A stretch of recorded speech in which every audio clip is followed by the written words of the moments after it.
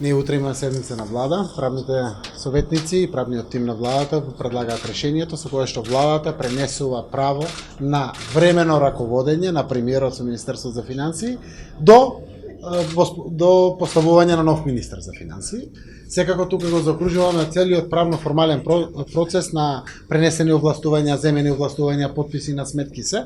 Тоа е многу важно заради тоа што така го обезбедуваме функционирањето финансиско на целиот систем на државата. Секако заменикот прв го заменува министерот и заменичката ќе биде личноста со која што директно треба да комуницирате, каде што пренесуваме целосна доверба, таа ги знае системите и слично. Мојата намера е да ги носам крупните одлуки кои што бенефит ќе видат граѓаните. Тука е влезот во тој дел. Секако самите раководители на секторите и на единиците си носат своји одлуки, тие се независни органи како имотно-правна служба, управа за јавни приходи, царините и сите други институции кои што се под финансии, па дури и самите сектори кои што се во самото Министерство за финансии.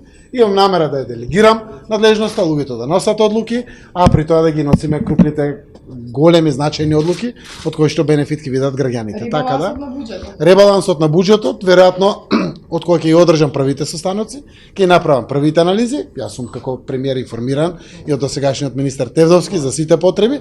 Секако ќе следува ребаланс на буџет. Ќе определиме рокот кога точно тоа ќе биде, заради тоа што постои постапка на разговори со сите ресори или сите буџетски корисници. Штом ќе ја заокружиме целата таа постапка, веднаш тоа ќе го обелодениме, за да видиме прво преку заокружување на ваквата постапка кога и каде точно се потребни промени во буџетските ставки.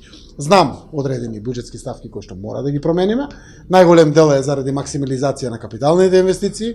Еве првата стрекна околност е гасификацијата, ќе недостасуваат пари. Фала Богу, значи 1,5 милиарда имаме предвидено во гасификација. Ако не проектираме дополнителни средства, некаде од октомври до декември ќе останеме без пари за реализација на гасификацијата. А сакам, важен проект, еден од најважните во државата.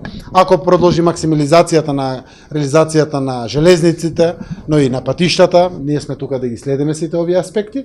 Секако еден дел ќе претрпат промени од самите фискални импликации кои што ќе ги донесеме, како што е повратокот на ДДВ, како голем проект кој што стартуваше од 1 јули, но и другите мерки кои што ги најавивме дека ќе имат своји финансиски импликации како бенефит за граѓаните. Така да се офатната анализа ќе ја направиме и верувам дека некаде ќе бидеме подготвени околу средината на јули да соопштиме точни датуми за ребаланс на буџет и за буџетската процедура секако која што веќе се случува за 2020 година за буџет.